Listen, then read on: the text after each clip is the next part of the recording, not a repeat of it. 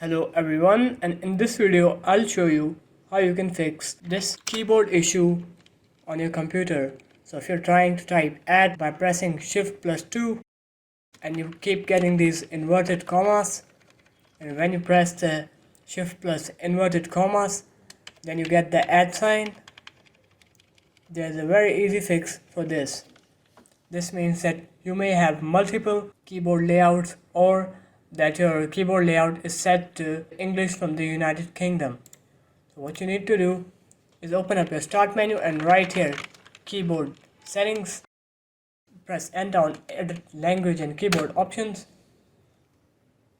And here what you're gonna do is you're gonna click on United Kingdom and you're gonna click remove on that, and you're gonna clean this up to the one that you want.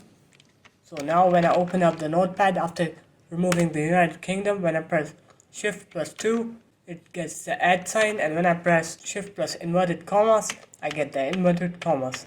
That's how easy it is. And if you just want to have multiple keyboards at once, you can have those as well by just adding another language from here.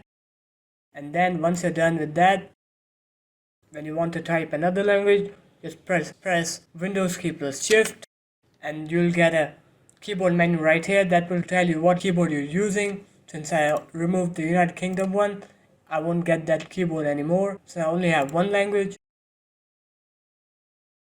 So there it is. That's how we fix that keyboard issue. So if you guys found this video helpful, do leave a like, comment and subscribe to the channel, and I'll see you in my next one. Peace.